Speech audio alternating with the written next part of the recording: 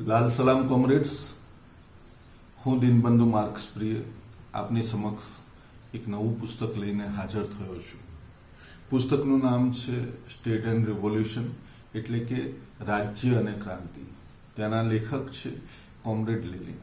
બહુ ઓછા લોકોને ખબર હશે કે તેમનું સાચું નામ વ્લાદિમીર ઇલિયિચ ઉલિયાનોવ હતું, પરંતુ ખેર હવે આખી દુનિયા એમને કોમરેડ લેનિનના નામથી ઓળખે છે. આ પુસ્તક છપાયું હતું 1918માં, જ્યારે રશિયામાં ક્રાંતિની ચરમસીમા આવી રહી હતી. પરંતુ તેના મૂળ અથવા તેની શરૂઆત, એ વિચારની શરૂઆત 1916માં કોમરેડ બુખારીન સાથેની એક ચર્ચા દરમિયાન કોમરેડ લેનિનને લાગ્યું હતું કે આ વિષય ઉપર વધુ શોધખોળ કરવાની તથા વધુ વ્યવસ્થિત રીતે આ વિષયને મૂકવાની જરૂર છે. તેમણે રશિયન સરકારની સિક્રેટ પોલીસ તેમની પાછળ શિકારી કૂતરાઓની જેમ પડી હતી, ત્યારે ન છૂટકે રશિયા છોડીને સ્વિટ્ઝરલેન્ડ જવું પડ્યું.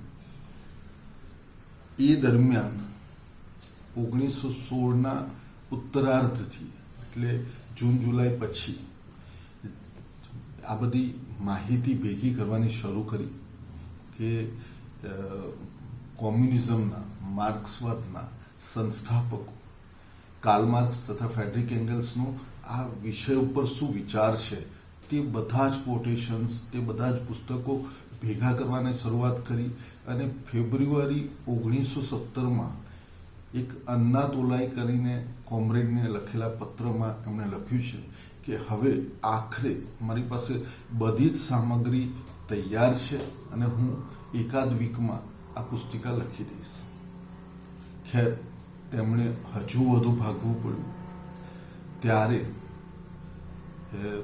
નીકળતી વખતે એમણે પાછળ રહેલા કોમરેડ્સને કહ્યું છે કે જો સરકાર મને પકડી લે, જેલમાં પૂરે અથવા તો ગોળી મારી દે, તો આ બ્લુ કલરના કવરવાળી જે બુક છે, નોટબુક છે, તેમાં માર્ક્સવાદી એંગલથી સ્ટેટ ઉપર, રાજ્ય ઉપર શું સિદ્ધાંત બને છે, શું દ્રષ્ટિકોણ બને છે, તેની એક રૂપરેખા મેં લખી ચૂક્યો છું, ડ્રાફ્ટ બનાવી ચૂક્યો છું. અને જો મને કંઈ પણ થઈ જાય તો તમારે આ પુસ્તિકા તરત છાપી દેવી. ખેર, ત્યારબાદનો ઇતિહાસ આપણે સૌ જાણીએ છીએ કે રશિયન ક્રાંતિ સફળ થઈ અને આખા વિશ્વની દ્રષ્ટિ એક તરફથી એવું ન રહ્યું વિશ્વ જેવું પહેલાં હતું, વધુ બહેતર અને વધુ આશાવાન બન્યું. તો ચાલો સાથીઓ, આપણે આ પુસ્તક વિશે થોડી વિગત સમજીને પછી એના ચેપ્ટર વાઇઝ ઇન્ટ્રોડક્શન આપને આપીશ. આ પુસ્તકના 2-3 મહત્વના જે લક્ષણો છે એ આંખે ઉડીને વળગે એવા છે. પહેલું છે રેફરન્સ. લેખક એક વૈજ્ઞાનિક દ્રષ્ટિકોણના માણસ હોવાના લીધે તે કોઈ પણ સ્ટેટમેન્ટ કે કોઈ પણ દાવો કરે તો તેનો રેફરન્સ કયા પુસ્તકમાં, કઈ ઘટનાથી, કઈ જગ્યાએથી લેવામાં આવ્યો છે તે અનિવાર્યપણે લખે છે. અને આ એક સારા લેખકની, એક મહાન લેખકની આ મહત્વની એક લાક્ષણિકતા છે. એટલું જ નહીં, પુસ્તકના અંતે એક બિબ્લિયોગ્રાફી છે, જેમાં પુસ્તકોની યાદી છે, વ્યક્તિઓની યાદી છે તથા ઘટનાઓને સરળતાથી સમજાવીને મૂકેલી પણ છે, જેથી કરીને વાચકને એ ઘટનાઓ કઈ પરિસ્થિતિમાં થઈ રહેલી તે ખ્યાલ આવે. અને મારી દ્રષ્ટિએ આ વાત એવી છે જે કોઈ પણ પુસ્તકને એક મહાન પુસ્તક બનાવે છે. બીજું છે કે ભાષા શૈલી થોડી રમૂજી, વધુ સરળ, શબ્દાવલી એકદમ સરળ. અને કોઈ પણ વ્યક્તિ જ્યારે પણ આ પુસ્તક વાંચે ત્યારે એને કોઈ ભારે શબ્દાવલી ના દેખાય, છતાં પણ ખૂબ કોમ્પ્લેક્સ કોન્સેપ્ટ્સ સરળતાથી એના મગજમાં ઉતરી જાય તેવી શૈલીમાં લખાયેલી આ અદ્ભુત પુસ્તકનું પહેલું ચેપ્ટર એ છે કે વર્ગીય સમાજમાં રાજ્ય બે શબ્દો એક સાથે બોલી રહ્યા છે. વર્ગીય સમાજ એટલે કે ક્લાસ સોસાયટી અને બીજી તરફ છે રાજ્ય એટલે કે સ્ટેટ. આ પુસ્તકનું નામ સ્ટેટ એન્ડ રેવોલ્યુશન છે, એ વાત સાચી, પરંતુ પૂરું આખું નામ શું છે? આખું નામ છે કે ક્રાંતિ દરમિયાન રાજ્ય બાબતે માર્ક્સવાદી વિચારધારાનો દ્રષ્ટિકોણ, અને તેમાં પ્રોલેટેરિયેટ એટલે કે કામદારોના કર્તવ્યોનું એક નાનકડું આલેખન. પહેલું જ ચેપ્ટર વર્ગીય સમાજ અને રાજ્યનો સંબંધ શું છે તે દર્શાવવા માટે લખવામાં આવેલું છે. તેમણે એક અદ્ભુત રીતે ફ્રેડરિક એંગલ્સની પુસ્તિકામાંથી એક કોટેશન આપ્યું છે અને સમજાવ્યું છે કે રાજ્ય કોઈ ઈશ્વરનું કે કોઈ રાજાના ઈશ્વરીય હક્કોનું પ્રતિબિંબ નથી. રાજ્ય સમાજમાં રહેલા વિવિધ અને વિરોધી વર્ગોના સંઘર્ષનું એક સ્વાભાવિક પરિણામ છે. આ સમાજમાં કેવા વર્ગો છે? આપણે આજુબાજુ જોઈએ તો કેવા વર્ગો દેખાય છે? એક તરફ પૈસાદાર લોકો છે, એક તરફ ગરીબ છે. પણ આ તો બહુ એક જનરલ કોન્સેપ્ટ થઈ, એકદમ સરળ વાત થઈ. પૈસાદાર કેમ છે? અને એમાં પૈસાદારોમાં કયા કયા વર્ગો છે? મિલ માલિકો છે, ફેક્ટરી માલિકો છે, મોટી મોટી હોટલો, દુકાનો, ચેન્સ, એના માલિકો છે. અને બીજી તરફ કેવા લોકો છે કે જે લોકો કામ કરે છે, પોતાનો શ્રમ વેચે છે, પોતાની મહેનત વેચ્યા વગર, પોતાનું શ્રમ વેચ્યા વગર જેમનું ગુજરાન ન ચાલી શકે તેવા લોકો છે. આ વર્ગોને આપણે ડિફાઇન કેવી રીતે કરીએ છીએ? તો કોઈકની પાસે પૈસા છે ને કોઈકની પાસે પૈસા નથી, એ તો સમજવા માટેની વાત છે. વર્ગોને વ્યાખ્યાયિત કરવા માટે જે માપદંડ છે, પેરામીટર છે, એ આવું છે. અને તે છે કે ઉત્પાદનના સાધનોની માલિકી કોની પાસે છે અને કોની પાસે નથી. જે લોકો પાસે ઉત્પાદનના સાધનોની માલિકી છે તે લોકો મૂડીપતિઓ છે. જે લોકો પાસે આ ઉત્પાદનના સાધનોની માલિકી નથી અને પોતાનું જીવન ગુજારવા માટે જેમણે શ્રમ કરવા સિવાય, મહેનત કરવા સિવાય કોઈ જ રસ્તો નથી, તેવા બધા જ લોકો શ્રમજીવીઓ છે, વર્કર્સ ક્લાસ છે. આ જે જુદા જુદા વિરોધી વર્ગો છે, તમે સમજો છો ને કે એક વર્ગ અને બીજો વર્ગ, એ બંને વચ્ચે એમના હિતો વિરોધી છે. જ્યાર સુધી કામદારનું શોષણ ન થાય, જ્યાર સુધી શ્રમજીવી માણસના શ્રમનું શોષણ ન થાય, ત્યાર સુધી મૂડીપતિ પાસે, મૂડીવાદી પાસે પૈસા નથી આવવાના, એની સંપત્તિમાં બેઠા બેઠા વધારો નથી થવાનો. કહેવાનો મતલબ કે બંને એકબીજાથી જબરજસ્ત વિરોધમાં છે. એમના વર્ગીય હિતો એકબીજાથી સંપૂર્ણ વિરોધી છે. અને જે પણ સમાજમાં આવા વર્ગોના તળા પડેલા હોય અને એ તળાવો એટલા બધા ગહેરા હોય કે એમાં કોઈ પણ રીતે સમન્વય ના થઈ શકે, ત્યારે એ બંને વર્ગો એકબીજાની સાથે સતત સંઘર્ષમાં હોય છે, લડ્યા કરતા હોય છે. માર્ક્સે લખ્યું છે એક જગ્યાએ કે દરેકે દરેક સંઘર્ષનું બે જ પરિણામ આવે છે, કાં તો સમગ્ર સમાજનું ક્રાંતિકારી પુનર્ગઠન અથવા તો લડતા સમાજો અથવા લડતા વર્ગોના સામાન્ય પાયમાલીમાં. એટલે આ પરસ્પર વિરોધી હિતો ધરાવતા વર્ગોની આ ભયાનક લડાઈ આખા સમાજને ખાઈ ના જાય, ખતમ ના કરી દે, તે માટે એક જગ્યાએ એક સમયે કોકને કોક રીતે એક એવી સત્તા પેદા થાય છે જે આ લડાઈને, આ સંઘર્ષને એક સીમાની અંદર રાખે, એક હદની વચ્ચે રાખે, જેથી કરીને સમગ્ર સમાજ ખતમ ના થઈ જાય.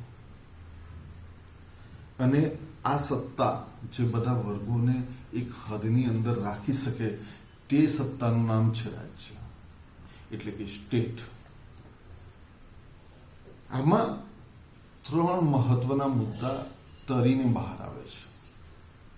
પહેલો છે કે રાજ્ય વર્ગો વચ્ચેની કટ્ટર વિરોધ અને સંઘર્ષની અભિવ્યક્તિ માત્ર છે. એની અંદરથી જ પેદા થયેલી પેદાઈશ છે. એ બીજે ક્યાંયથી પેદા નથી થતું.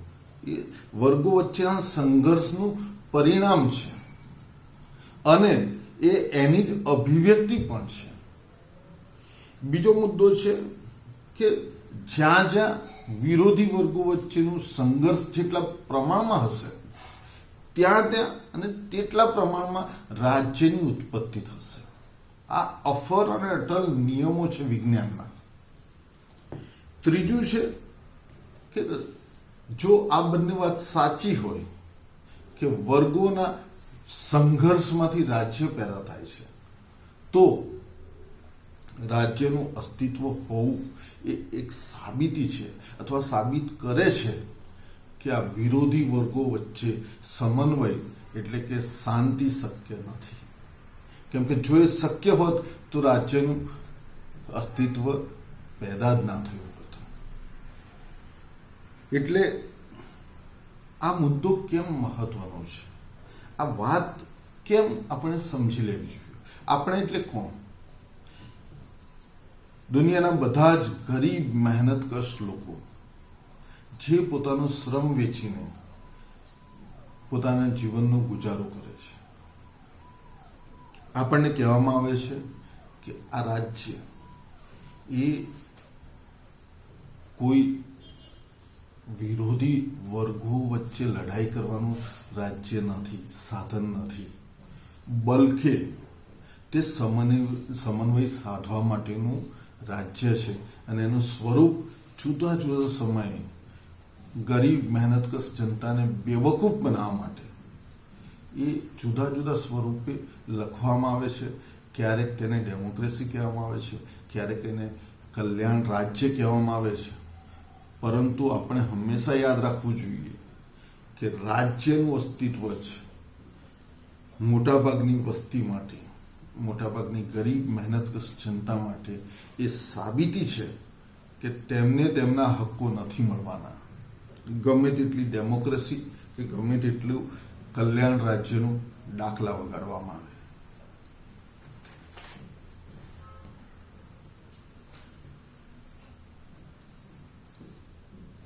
પ્રથમ ચેપ્ટરનું બીજો સેક્શન છે એ છે કે રાજ્ય પાસે હથિયારબંધ સંગઠનો હોય છે તથા કારાગૃહો એટલે કે જેલ અને એવા બધા પ્રકારના ઉપકરણો બનાવવામાં આવે છે. આનો અર્થ શું છે? આપણે જોયું કે રાજ્ય પરસ્પર વિરોધી બે વર્ગોની વચ્ચે ચાલતા સંઘર્ષના પરિણામ સ્વરૂપે અસ્તિત્વમાં આવે છે. હવે આ વર્ગો વચ્ચેની લડાઈ કોણ જીતે છે? તો જેની પાસે ઉત્પાદનના સાધનો હોય એ જીતે છે. જે આર્થિક રીતે વધુ તાકાતવાર હોય એ જીતે છે. એટલે કે મૂડીવાદી વર્ગ જીતે છે અને પોતાના હિતોને સાચવવા માટે બહુસંખ્યક જનતા જે મહેનતકશ છે તેને દબાવી રાખવા માટે એને એક તાકાતની જરૂર પડે છે. અને આ તાકાત એટલે જ હથિયારબંધ વ્યક્તિઓના સમૂહ અને સંગઠનો, જેને આપણે સામાન્ય રીતે પોલીસ કહીએ છીએ, જેને આપણે સામાન્ય રીતે આર્મી કહીએ છીએ, જેને આપણે સામાન્ય રીતે CIA ટાઈપ એજન્સીસ કહીએ છીએ, આ બધી જ વ્યવસ્થા એટલા માટે છે કે એક વર્ગને દબાવીને રાખવામાં આવવાનો છે. અને આપણી પરિસ્થિતિમાં આ વર્ગ એ બીજો કોઈ જ નહીં પણ ગરીબ, મહેનતકશ, શ્રમજીવી વર્ગ છે.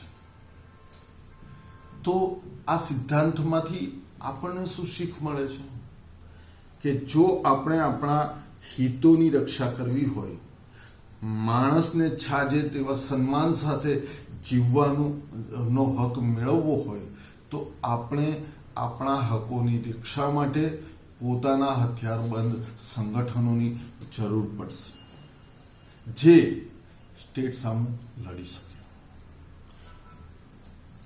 ત્રીજો સેક્શન છે કે પીડિત વર્ગના શોષણના સાધન તરીકે રાજ્ય. આપણે જોયું કે રાજ્યનો એકમાત્ર હેતુ કચડાયેલા વર્ગોને દબાવી રાખવા માટેનો છે. કચડાયેલા વર્ગોને હજુ વધુ એમના પ્રતિરોધને દબાઈ રાખવા માટે જે સાધનનો ઉપયોગ કરવામાં આવે છે ત્યાં હથિયારબંધ સંગઠનો છે.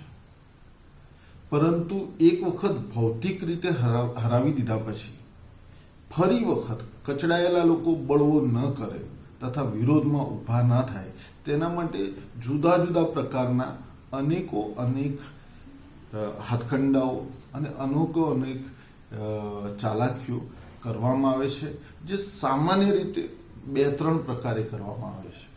પહેલું છે કે એ લોકો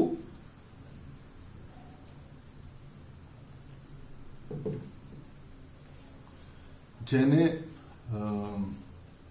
પ્રચારનું માધ્યમ વડે માણસના મગજ ઉપર કબજો કરી લેવો, તે આખી એક વિચારાત્મક લડાઈ ને એ લોકો આગળ વધારે છે. બીજું છે એ લોકો લોકશાહીનો આંચળો સામે કરે છે અને એવું કહે છે કે તમને 5 વર્ષે એક વખત તમારું શોષણ કોણ કરશે તેવા વ્યક્તિને પસંદ કરવાનો હક તમને આપીએ છીએ, અને બસ એની સાથે પૂરું થઈ ગયું. પરંતુ સાથોસાથ એવી વ્યવસ્થાઓની વચ્ચે ધન દોલત એમની પાસે હોય છે અને ધન દોલત વડે, કરપ્શન વડે એ લોકો એમના વર્ગોના હિત ચડબે સલાક રીતે સચવાઈ રહે તેની વ્યવસ્થા કરે છે. એટલે કામદારોએ જ્યારે પણ પોતાના વર્ગો માટે, પોતાના હિતો માટે લડવું હશે, ત્યારે આ મૂડીવાદી રાજ્યને ઉથલાવી પડશે. આ મૂડીવાદી રાજ્યને ખાત્મો કર્યા વગર તેનું મુક્તિ કદી પણ નહીં થાય. અને આના માટે એક વખત ઉથલાવી પાડ્યા પછી પણ તેમને પોતાના રાજ્યની, પોતાના બળની જરૂર પડશે, જેથી કરીને હારેલા, પરાજિત મૂડીવાદી વર્ગને ફરીથી હુમલો કરવાની તક ના મળે. તો પહેલા ચેપ્ટરનું 4થું સેક્શન, જે આખરી સેક્શન છે, તે છે રાજ્યનો ખાત્મો અને રાજ્યનું વિલય. આ બાબત વિશે ઘણી બધી ગેરસમજણો થયેલી છે, પરંતુ મારી દ્રષ્ટિએ સરળતાથી સમજવાનો પ્રયત્ન કરીએ. રાજ્યનો ખાત્મો જે બાબતે આ શબ્દ અથવા શબ્દાવલી વાપરવામાં આવે છે તે એક મૂડીવાદી રાજ્યની વાત થઈ રહી છે. એક એવા રાજ્યની વાત થઈ રહી છે જે મૂડીવાદીઓના હિતો માટે કામ કરે છે અને કામદાર જનતાને દબાવીને રાખે છે. આ રાજ્ય ક્યારેય જાતે આપમેળે શાંતિમય રીતે વિલય નથી પામવાનું, ખતમ નથી થવાનું. તેને તો એક ક્રાંતિ દ્વારા જ ઉથલાવી પાડી શકાય અને ખતમ કરી શકાય. જ્યારે કામદારો એક રાજ્યને ઉથલાવી પાડીને સત્તા પોતાના હાથમાં લે છે, યાદ આવે છે આપણે કોમ્યુનિસ્ટ જાહેરનામાવાળા વિડીયોમાં જણાવ્યું હતું કે કોમ્યુનિસ્ટોની મૂળભૂત ફરજો શું છે તો કે કામદાર વર્ગને વધુને વધુ સંગઠિત કરવો તથા કામદાર વર્ગ માટે મૂડીવાદી વર્ગને હરાવવો તથા કામદાર વર્ગ માટે સત્તા હાસિલ કરી લેવી, પોલિટિકલ સત્તા. પણ આ સત્તા હાંસલ કર્યા પછી અને સામાન્ય રીતે મૂડીવાદી વર્ગને હરાવ્યા પછી પણ બચી ગયેલા મૂડીવાદીઓનું તથા એમના મળતિયા તત્વોનું એક સતત હુમલો કામદાર રાજ્યો પર થતો રહે છે. એટલે કામદાર રાજ્યને હજુ પણ રાજ્યની જરૂર હોય છે, પરંતુ એ માત્ર મૂડીવાદી વર્ગોનો પ્રત્યાઘાતી અને પ્રતિક્રાંતિકારી તત્વોના હુમલાઓ સામે રક્ષણ કરવાથી વધુ નહીં. જેમ જેમ આ તત્વોનો સામનો કરવાની જરૂર ઓછી પડતી જાય, જેમ જેમ રાજ્યનો વિકાસ વધતો જાય અને જેમ જેમ ઉત્પાદક શક્તિઓનો વિકાસ વધતો જાય, તેમ તેમ રાજ્યને સામાજિક સંબંધોમાં કરવો પડતો ઇન્ટરફરન્સ એટલે કે ખલેલ કરવાનું જુદા જુદા ક્ષેત્રોમાં જે જરૂરી હોય છે તે બિનજરૂરી બનતું જાય છે. અને એક એવું સ્ટેજ આવે છે કે જ્યારે રાજ્યની એટલે કે એક વર્ગ તરફથી બીજા વર્ગને દબાવી રાખવાની કોઈ જરૂરત ના હોય અને એની સાથે જ એક નવા સમાજનો, નવા તબક્કાના સમાજનો શરૂઆત થાય છે, જેનું આપણે બીજા ચેપ્ટરમાં ચર્ચા કરીશું. લાલ સલામ.